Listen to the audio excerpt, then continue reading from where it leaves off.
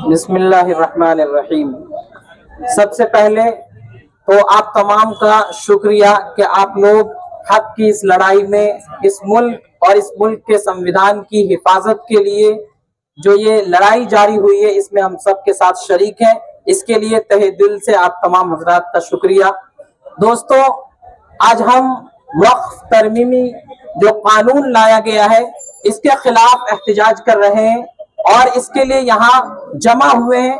ये वक्फ हमारी ईमान का, हमारे पहचान का मसला है, हमारे संविधान का मसला है, हमारे दीन और शरीयत का मसला है और हम अपने दीन और शरीयत में और अपने संविधान के मामले में किसी भी तरह के कंप्रोमाइज को बर्दाश्त नहीं कर सकते हैं। आज हम लोग यहाँ वक्फ के लिए जमा हुए हैं, लेकिन ये सिर्फ वक्फ की लड़ाई नहीं है। वक्फ जायदाद को बचाना सिर्फ इतना मसला नहीं है, ये मसला जुल्म और इंसाफ का मसला है। ये लड़ाई हक और बातिल की लड़ाई है, ये सच और झूठ की जंग है, ये मोहब्बत और नफरत की जंग है।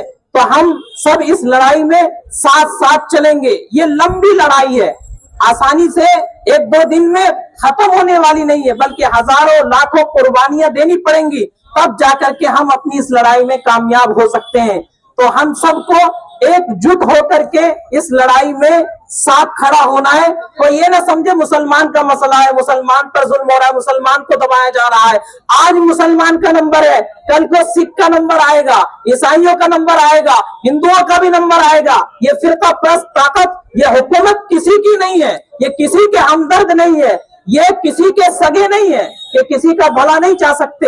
ये इस मुल्क के दुश्मन है, संविधान के दुश्मन है, और ये इस मुल्क में जो गंगा जमनी तहजीब है ये उसके दुश्मन है, और ये इस मुल्क में प्यार और मोहब्बत के दुश्मन है, ये इंसाफ के दुश्मन है। हम इन दुश्मनों के खिलाफ हमने जंग छेड़ी है कि न तेरा है न मेरा है, ये हिंदुस्तान सबका है।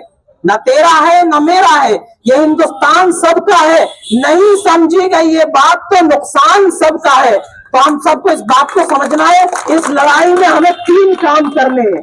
पहला काम, हमें तैयार रहना है, हर किस्म की कुर्बानी के लिए तैयार रहना है। जैसी कुर्बानी की जरूरत पड़ेगी हम सब उस तमाम कुर्बानी को जरूर देंगे। पहला काम ये करना है। दूसरा काम, हमें बेदार रहना है। ये जो वक्फ कानून आया है इसका नुकसान क्या है इसको हमें अच्छे तरीके से समझना है। और तीसरा काम, हमें होशियार रहना है। होशियार किस बात से कि हम जो ये एहतजाज कर रहे हैं, रैली निकाल रहे हैं और इस कानून के खिलाफ प्रोटेस्ट कर रहे हैं, इसके अंदर कोई ऐसा आदमी हमारे साथ ना घुस जाए जो इसमें दंगा फैला दे और जो हमारी इस लड़ाई को नाकाम बना दे। तो हमें तैयार रहना है, बेदार रहना है, होशियार रहना है और डरना किसी से नहीं, घबराना किसी से नहीं। जो ये समझते हैं कि हम गिरफ्तारियों से डर जाएंगे और FIR से डर जाएंगे तो वो उनकी भूल है। हम डरने वाले नहीं है, हम सड़कों से लेकर के जेलों तक को आबाद करेंगे, लेकिन अपनी इस लड़ाई को